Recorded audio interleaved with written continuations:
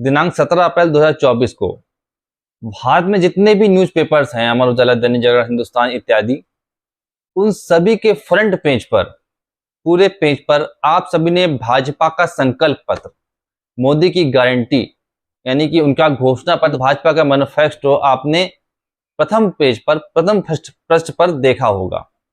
तो आइए उसका थोड़ा सा विश्लेषण, कहीं कहीं पे थोड़ा सा विश्लेषण करते हैं। एमएसपी में समयबद्ध वृद्धि करना हमारी प्रतिबद्धता है। बीज से बाजार तक किसानों की आय बढ़ाएंगे।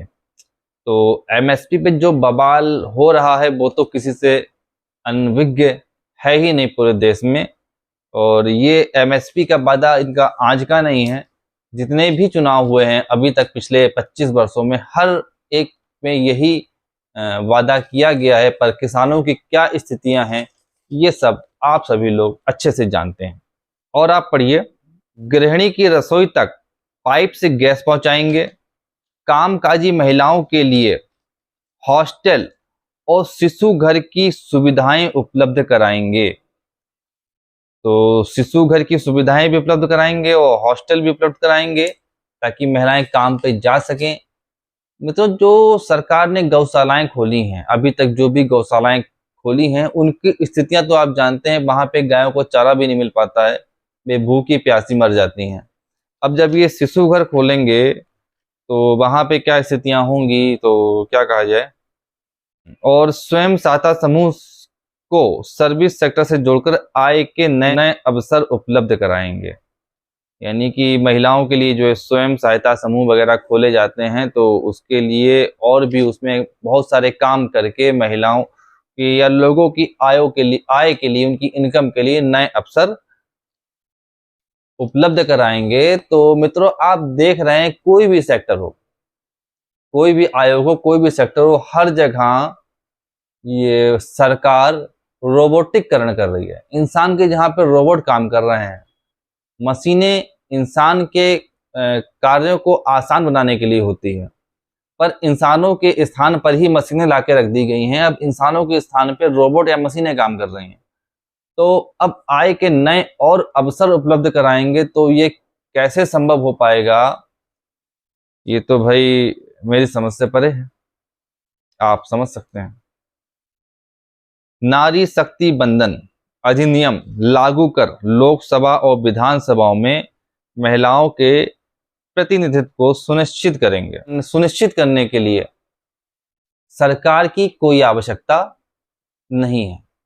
यदि आप महिलाओं को अच्छी शिक्षा और अच्छा स्वास्थ्य उपलब्ध करा दें, तो उन्हें कहाँ प्रतिनिधित्व देना है, उन्हें आईएएस बनना है, पीएस बनना है, लोकसभा में जाना है, विधानसभा में जाना है, या कहाँ जाना है, क्या करना है, ये वो अच्छे से जानती हैं। यदि आप वास्तव में नारी सशक्तिकरण करना चाहते हैं या आपकी नियत थी करने की, तो महिलाओं को उच्च कोटि की बेहतरीन शिक्षा निःशुल्क उपलब्ध करा दिए होते और स्वास्थ्य सेवाएं भी निःशुल्क कर दिए होते, तो बाकी वे अपना विकास स्वयं कर लेते हैं।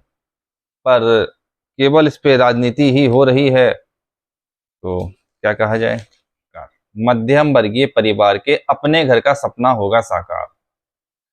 तो घरों की स्थिति क्या है, यदि आप नगर महानगर में रहते हैं तो घरों की कीमतें कहाँ पहुंच चुकी हैं, फ्लैट्स की कीमतें कहाँ आसमान पहुंच चुकी हैं। आज से 10 साल पहले क्या रेट था, आज से 5 साल पहले क्या रेट था, और आज के रेट में 4-5 गुने का इजाफा हुआ है, ये आप अच्छे से जानते हैं। और ऐसे में अपने घर का सपना होगा पूरा, ये मुंगेरी लाल के हसीन सपने ही दिखाई पड़ते हैं। और एक बहुत ही इंटरेस्टिंग इनके संकल्प पत्र में देखने को मिला है, सुनने को मिला है, पढ़ने को भी मिल रहा है। पेपर लीक कानून लागू करके सरकारी भर्तियों को पारदर्शी बनाएंगे, उच्च शिक्षा के नए संस्थानों की स्थापना करेंगे। अब जितने भी वैकेंसियां निकलती, पहले या तो वैकेंसियां निकलती ही नहीं है, और जो वैकेंसियां निकलती हैं वहां पे पेपर लीक हो जाता है, बड़ी समस्या है। तो पेपर लीक के लिए अभी नया कानून लेकर के आएंगे, नया कानून लागू करवाएंगे ताकि पेपर लीक ना हो सके। जैसे कि अभी तक देश में कोई कानून है ही नहीं पेपर लीक के लिए या इस प्रकार की आपराधिक गतिविधियों के लिए। समस्या यहाँ पर नहीं है कि ये नया कानून लेकर के आएंगे और उससे सुधार हो जाएगा। समस्या यह है कि जो कानून है उसका पालन नहीं हो रहा है, उसकी बात ये नहीं करेंगे। कानून तो है, लोग इस तरह के अपराध क्यों करते हैं? पेपर लीक कर देते हैं, जिनके हाथ में पेपर जाता है, जो अधिकारी होते हैं वो उनकी मिली भगत से पैसा दे लेकर के पेपर लीक करवा के मोटी रकम सीधी कर लेते हैं। उसमें बड़े बड़े मंत्रीगण भी शामिल होते हैं, ये तो सभी लोग जानते हैं। पर वो ये अपराध कर क्यों पाते हैं? कर इसलिए पाते हैं क्योंकि उनके अंदर कानून का भय नहीं है। कानून का भय नहीं है। यदि न्याय की व्यवस्थाओं की समय सीमा तय हो जाए, न्यायालयों की समय सीमा तय हो जाए और प्रत्येक पीड़ित व्यक्ति को, जैसा कि राष्ट्र धारक दल का एजेंडा नंबर 2 है, प्रत्येक पीड़ित व्यक्ति को 6 माह के अंदर न्याय मिलने लगे, ऐसा सुनिश्चित हो जाए, इसके लिए सारी व्यवस्थाएं लागू हो जाएं, तो इस तरह के अपराध अपने आप ही बंद हो जाएंगे। पर इनका वादा है कि पेपर लीक ना हो इसके लिए नया कानून लेकर आएंगे। तो यह केवल या तो ये खुद मूर्ख हैं, अकल नहीं है, या इस देश की जनता को मूर्ख समझ रहे हैं। नए कानून बनाने से कुछ भी होने वाला नहीं है, कुछ भला होने वाला नहीं है नए कानून बनाने से। जो पुराने कानून हैं पहले उनको लागू तो करवाइए। कानून के तहत जो भी मुकदमा दर्ज होता है उस मुकदमे का परिणाम आते आते 20 साल, 40 साल, 50 साल बीत जाते हैं। तो नए कानून बनाने से क्या होगा? जो पुराने कानून है पहले उनको अप्लाई करिए। तो ये बेवकूफ बना रहे हैं आपको, आप समझ पा रहे होंगे जहां तक। अब वही आगे भी फिर उन्होंने लिखा है, हम भ्रष्टाचार के खिलाफ सख्त कार्रवाई करने की गारंटी देते हैं। भ्रष्टाचार के खिलाफ, सारे भ्रष्टाचारी तो इनके पार्टी में आ चुके हैं। जितने बड़े बड़े भ्रष्टाचारी थे वो तो सब, चाहे वो अशोक चौहान हो, चाहे वो अजित पवार हो, चाहे वो जनार्दन रेड्डी हो, चाहे वो प्रभु पटेल हो, चाहे वो नितिन जिंदल हो, चाहे वो कुमार स्वामी हो, चाहे हसन मुशरिक हो, चाहे वो छगन भुजबल हो, चाहे वो नारायण राणे हो। तो बड़े बड़े भ्रष्टाचारी तो आपने अपने वॉशिंग पाउडर में धुल करके अपनी बीजेपी में ले आए हो। अब आप कह रहे हो भ्रष्टाचारियों पे कार्रवाई करेंगे, भ्रष्टाचार पे कार्रवाई करेंगे, होगी कैसे? बात वही आती है, भ्रष्टाचार पे कार्रवाई कैसे होगी? न्यायालयों के माध्यम से होगी, और न्यायालयों में मुकदमे चलते हैं 20 साल, 40 साल, 50 साल, तो होना उसमें भी कुछ नहीं है। जब तक कि आप न्यायालयों में सुधार नहीं करेंगे, न्यायिक व्यवस्थाओं में सुधार नहीं करेंगे, तो ये केवल इस देश की जनता को बेवकूफ बनाने वाली बात है कि हम फलां नया कानून ले आएंगे या भ्रष्टाचार को खत्म कर देंगे। ये केवल और केवल बेवकूफ बनाने वाली बात आपको बता रहे हैं, समझा रहे हैं। हम एक देश एक चुनाव, कॉमन मतदान सूची, हम एक देश एक चुनाव और कॉमन मतदाता सूची की व्यवस्था लाएंगे। कॉमन मतदाता, अभी 2 प्रकार की मतदाता सूची होती है, अभी कह रहे हैं कॉमन मतदाता सूची लेकर आएंगे। ये पहले भी इस बात का कर चुके हैं घोषणा, हम पहले भी 2014 में 19 में भी किया था, आपका घोषणा पत्र देखिएगा, उसमें भी ये है, इन्होंने घोषणा करी थी। तो कितना टाइम लगता है कॉमन मतदाता सूची बनाने में? कितना समय लग सकता है? डिजिटल जमाना है, हर चीज कंप्यूटराइज है, कंप्यूटर के जरिए सब काम हो रहा है। तो इसको बनाने में कितना घंटे का समय लगेगा? मेरे ख्याल से 2-4 दिन में चुनाव आयोग एक कॉमन मतदाता सूची बना सकता है, लागू कर सकता है, और ये 10 साल से इसी को वादा कर रहे हैं। तो ये आप समझ सकते हैं क्या कर रहे हैं ये। दूसरी बात, हम एक देश एक चुनाव करवाएंगे। तो एक देश एक चुनाव का मतलब होता हुआ कि एकात्मक चुनाव होगा, एक ही चुनाव होगा, तो ये बिल्कुल गलत है। इतना बड़ा देश में अगर एक ही चुनाव होगा तो वो लोकसभा का चुनाव होगा, यानी कि बाकी सारे चुनाव बंद करवा देंगे। तो ये पूरी तरह से गलत है, ये वाक्य ही गलत है। अगर इनको ये लिखना चाहिए था एक देश एक साथ सभी चुनाव। अगर ये एक देश एक चुनाव की बात कर रहे हैं तब तो फिर एक ही चुनाव होगा, यानी केवल लोकसभा का चुनाव होगा। बाकी विधानसभा के चुनाव, प्रधानी के चुनाव, नगर पंचायत के चुनाव, नगर पालिका के चुनाव, ब्लॉक प्रमुखी के चुनाव और बीडीसी के चुनाव, ये सारे चुनाव बंद हो जाएंगे। इसका मतलब तो ये हुआ, तो या तो इनकी नीयत गलत है या तो यहाँ पे वाक्य गलत है। यदि वाक्य गलत है तो सही वाक्य ये है, एक देश एक साथ सभी चुनाव। और एक देश एक साथ सभी चुनाव इन्हें कराने थे, जैसा कि ये पूर्व में पिछले 8-10 वर्षों से इस बात को रिपीट कर चुके हैं, एक साथ सभी चुनाव वाली बात या एक देश एक चुनाव वाली बात, तो इसको लागू कर क्यों नहीं रहे हैं? आंशिक तौर पर तो लागू कर ही सकते थे। अभी अप्रैल 2024 में, अप्रैल और मई में जो लोकसभा चुनाव होने हैं, जो होने जा रहे हैं या वर्तमान में चल रहे हैं, ऐसा कह सकते हैं, तो ठीक अभी 3 महीने पहले 5 राज्यों में चुनाव हुए। राजस्थान में, मध्य प्रदेश में, छत्तीसगढ़ में, इस प्रकार 5 राज्यों में चुनाव हुए।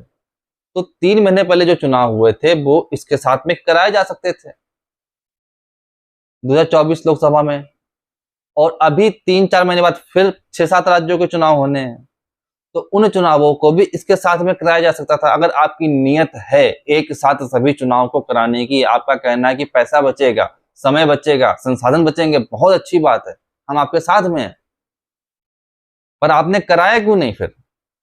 जो जो 2-4-5 महीने के अंतर पे ही चुनाव हैं, उन चुनाव को तो आप एक साथ करा ही सकते थे, उनको आपने कराया नहीं।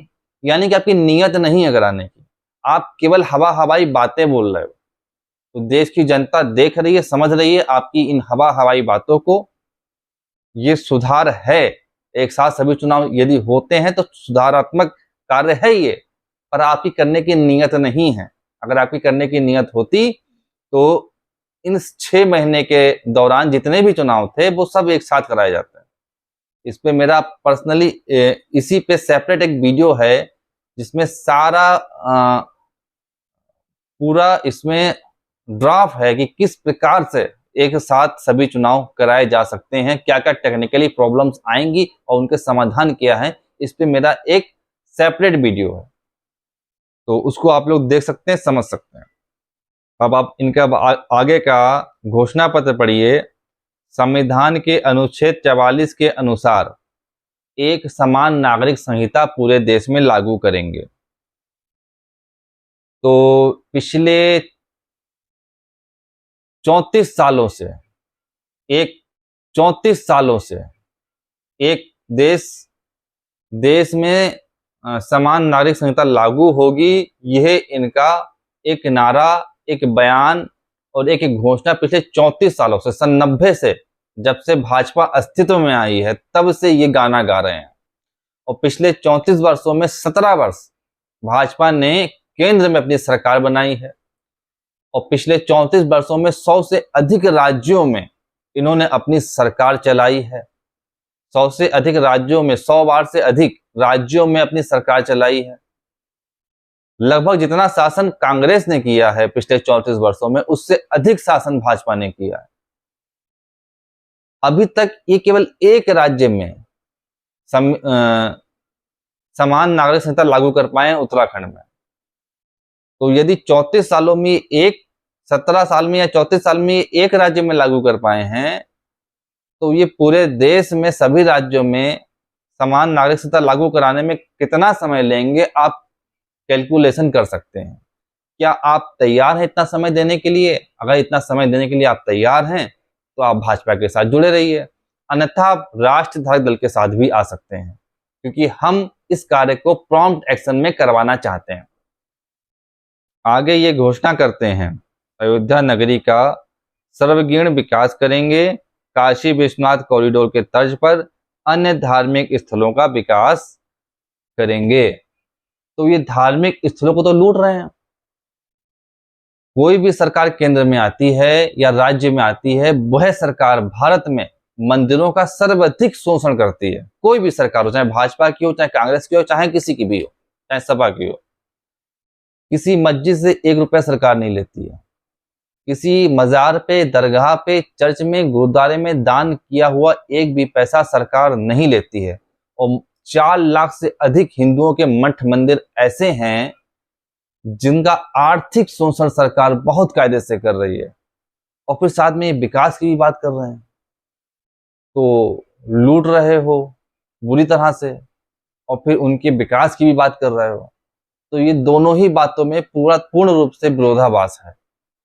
आप हमारे मंदिर मठों को मुक्त करिए, उनकी आर्थिक लूट आप बंद करें, उसके बाद आप विकास की बात करें तो आपकी बात पे शायद कोई विश्वास कर ले। राष्ट्र धारक दल का ये मुख्य एजेंडा है, हम लोग इस पे काम कर रहे हैं, इसलिए आप सभी लोग राष्ट्र धारक दल के साथ जुड़ सकते हैं। अब आगे बढ़िए। योग, आयुर्वेद, भारतीय भाषाओं, शास्त्रीय संगीत का प्रशिक्षण प्रदान कराने के लिए विश्व भर में तिरुवल्लुवर सांस्कृतिक केंद्रों की स्थापना करेंगे। अब ये आयुर्वेद की बात करते हैं। देखिए, भारत में आयुर्वेद पढ़ाया जाता है, BAMS, bachelor of Ayurvedic medical surgeon. Same syllabus पढ़ा जाता है BUMS को, यानी कि बैचलर ऑफ यूनानी मेडिकल सर्जन। जो आयुर्वेद है, जो चरक संहिता है, सुश्रुत संहिता है, ये जो पढ़ाई जा रही है स्टूडेंट्स को, और नाम दिया जा रहा है बैचलर ऑफ यूनानी मेडिकल सर्जन, यानी कि भारतीय आयुर्वेद भारतीय छात्रों को पढ़ाया जा रहा है। पर एक वर्ग विशेष के लोगों को वो सिलेबस यूनानी सिलेबस के नाम से उसको डिग्री दी जा रही है। पढ़ाया आयुर्वेद जा रहा है और उनको दी डिग्री जा रही है यूनानी की, यूनानी मेडिकल सर्जन, यानी कि आप यूनानी पढ़ाई कर रहे हैं। तो आप क्या भारतीय संस्कृति की बात कर रहे हो? भारतीय संस्कृति को आप यूनानी संस्कृति बता रहे हो। इसमें तो आपने कोई बदलाव किया नहीं, तो बदस्तूर पहले से चला आ रहा है, इसमें आपको बदलाव करना चाहिए था। प्रचार प्रसार की बात कर रहे हैं भारतीय भाषाओं के, उनको प्रमोट करने की बात कर रहे हैं। भारतीय क्षेत्रीय भाषाओं को प्रमोट किया गया है और सबसे अधिक प्रमोट इन्होंने किया है उर्दू भाषा को। क्या उर्दू भारतीय भाषा है? उर्दू अरबी और फारसी से मिल करके बनी है। क्या अरबी और फारसी ये दोनों भारतीय भाषा हैं? नहीं है। बावजूद इसके भारतीय भाषाओं के नाम पे सबसे अधिक विकास केंद्र सरकार और राज्य सरकारों ने किया है तो उर्दू भाषा का किया है। जितने भी एग्जाम हो रहे हैं, एंट्रेंस एग्जाम जितने भी हो रहे हैं, सब में अब उर्दू का ऑप्शन आ गया, जो कि पहले नहीं होता था। और उनकी कॉपी चेक करने वाले भी उर्दू एक्सपर्ट टीचर होते हैं, एक विशेष समुदाय के होते हैं। इस कारण उनको एक विशेष लाभ पहुंच जाता है, उनके स्टूडेंट्स को, उनके छात्रों को। तो ये हो रहा है, भारतीय संस्कृति के नाम पर विदेशी संस्कृति का प्रचार हो रहा है। भारत को दुनिया की तीसरी सबसे बड़ी आर्थिक शक्ति बनाएंगे।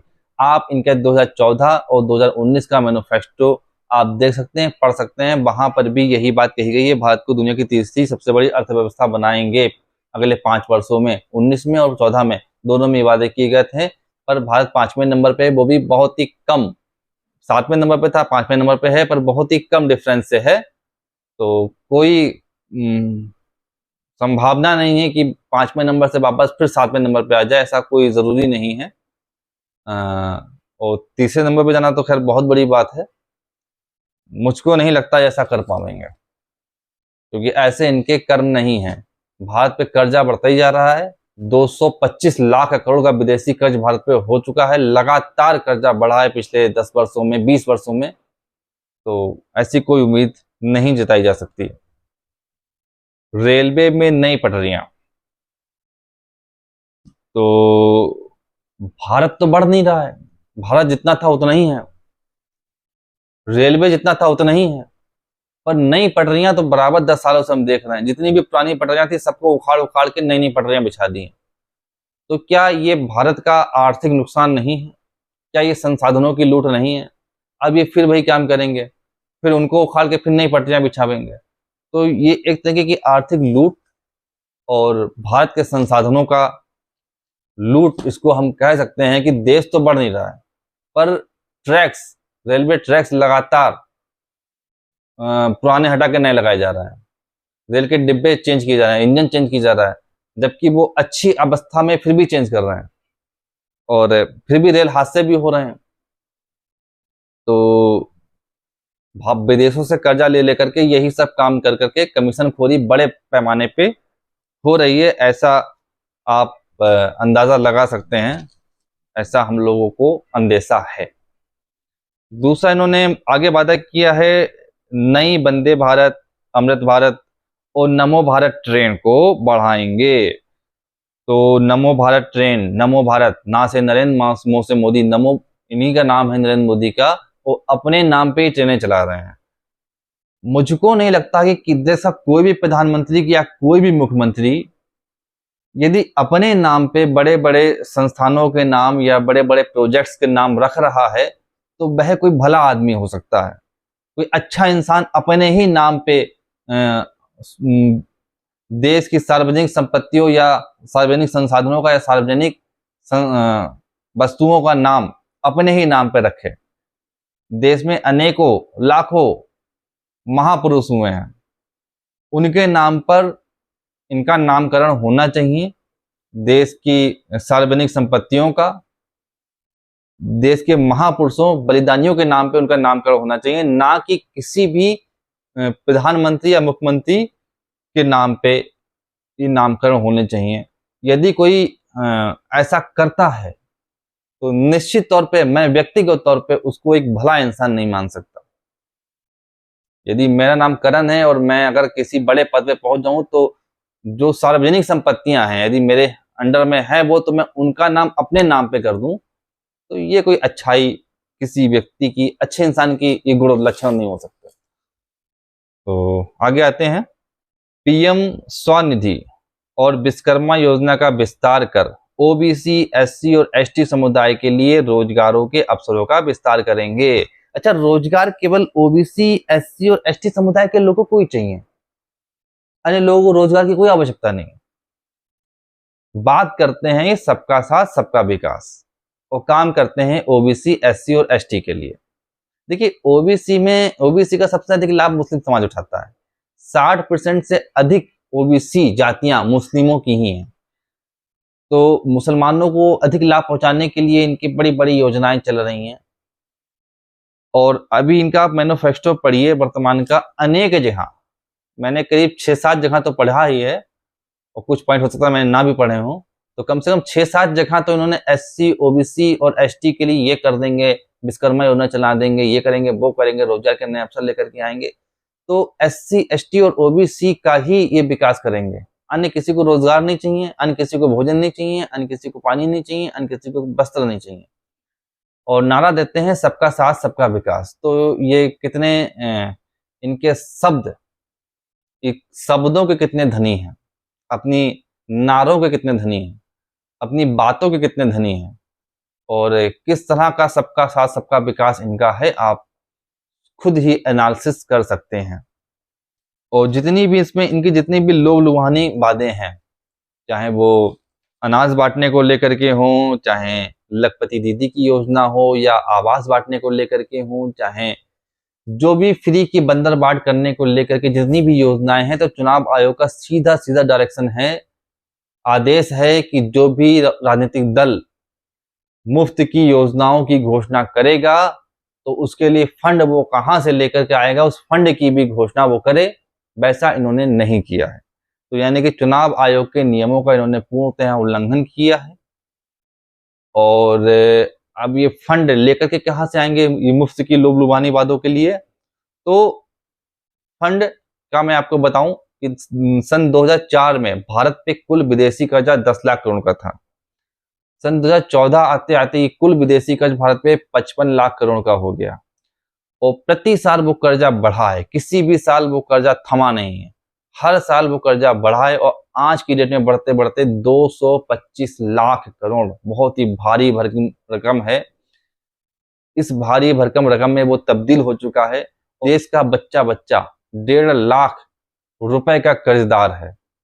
और ऐसे में यदि कोई भी राजनीतिक दल, चाहे वो भारतीय जनता पार्टी हो या कोई भी राजनीतिक दल, चाहे कांग्रेस हो, सपा हो, अगर फ्री की लोभ लुभाने वादे कर रहा है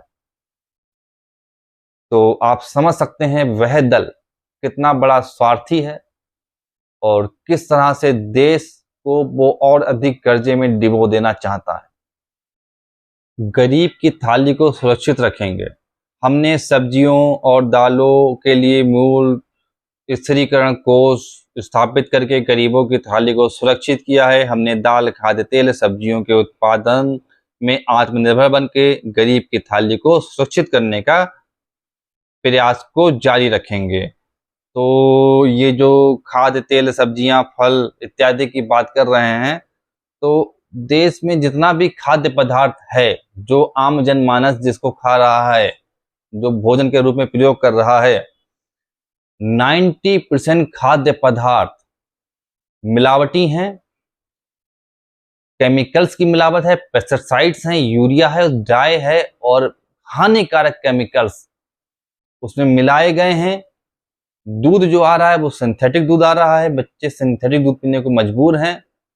ऐसे में जब सरकार हमको शुद्ध भोजन मुहैया नहीं करा सकती है, जो पैसा खर्च करके भी भोजन खरीद रहे हैं उनको भी यदि शुद्ध भोजन नहीं मिल पा रहा है, ऐसी स्थिति में सरकार हमारे लिए यदि खाद्य पदार्थों की बड़े बड़े वादे कर रही है तो वो कितने कारगर सिद्ध हो सकते हैं, इसका अंदाजा आप लगा सकते हैं। झुग्गी झोपड़ी में रहने वाले गरीब परिवारों को आवास की सुविधा। झुग्गी झोपड़ी में रहने वाले गरीब परिजनों को पक्का घर देना हमारी प्राथमिकता है। पिछले 10 वर्षों में इस दिशा में हमने एक सफल मॉडल स्थापित किया है। अच्छा, और आगे आप देखिए, जहां पे पर्यावरण की बात आ रही है तो वहां पे इनके फोटो में जो फोटो इन्होंने अपने संकल्प पत्र में दर्शाया है, वहां पे झोपड़पट्टी का फोटो दर्शाया है और इसको पर्यावरण के लिए अनुकूल बताया है। और भाजपा के संकल्प पत्र में ऑलरेडी झोपड़पट्टियां बनी हुई हैं और फिर ये उनको हटाने की भी बात कर रहे हैं, उनको बसा भी रहे हैं अपने ही मैनिफेस्टो में और अपने ही मैनिफेस्टो में उसको उजाड़ भी रहे हैं। तो कितना बड़ा विरोधाभास इनकी बातों में है। हर घर नल से जल। हर गांवों, कस्बों, शहरों के हर घर में नल से स्वच्छ जल सुनिश्चित करेंगे। हम तकनीकी का उपयोग कर पानी की बचत और उसके सदुपयोग को सुनिश्चित करेंगे। कोई भी ऐसा जिला नहीं है, भारत का एक भी ऐसा जिला नहीं है जहां पे जल संकट और अधिक गहराया ना हो। पिछले 5 वर्षों में, 10 वर्षों में, चाहे 15 वर्षों, चाहे 20 वर्षों, कोई भी आंकड़ा आप उठा के देख लीजिए, कोई भी ऐसा क्षेत्र भारत में नहीं है जहां पे जल संकट और अधिक गहराया ना हो, वाटर लेवल और अधिक नीचे ना धंस गया हो। इसके लिए सरकार कोई काम नहीं करेगी। नल से जल पहुंचाएंगे, बड़े बड़े प्लांट लगाएंगे, बड़े बड़े टंकियां बनाएंगे, उसमें कमीशन खोरी होगी, घूसखोरी होगी, मोटा मुनाफा कमाया जाएगा। गांव में लंबी लंबी पाइपलाइन पड़ेंगी, पाइपलाइन टूट जाएगा, कोई उसको पूछेगा नहीं। आप अपने घरों के आसपास जो अटल पेयजल योजना, अमृत पेयजल योजना जो चल रही है, उसके तहत जितनी भी नई नई पाइपलाइन बिछी हैं, अधिकांश लीकेज है, पानी बिल्कुल बर्बाद हो रहा है। आप लोग खुद ही देख रहे होंगे, महसूस कर रहे होंगे। और जिस तरह से ये जल का अपव्यय हो रहा है, आने वाले समय में ये बहुत बड़े जल संकट के रूप में हमको प्राप्त होने वाला है। इसी सरकार के कारनामों की बदौलत जल संकट इनके वजह से गहरा रहा है। और जल संकट किस प्रकार से दूर हो, उसके लिए सरकार कोई भी उपाय नहीं कर रही है, ना ही कोई इन्होंने ठोस वादा किया है। मोदी की गारंटी में आप एमएसएमई के लिए बहुत कुछ पढ़ सकते हैं। जो इन्होंने एमएसएमई, छोटे व्यापारियों और विश्वकर्माओं का सशक्तिकरण, मोदी की गारंटी ये निकाला है, इसमें आप एमएसएमई के लिए बहुत कुछ इन्होंने, जो लघु उद्योग और सूक्ष्म उद्योग हैं उनके लिए बहुत कुछ इन्होंने गारंटी दी है, बहुत कुछ बातें बताई हैं।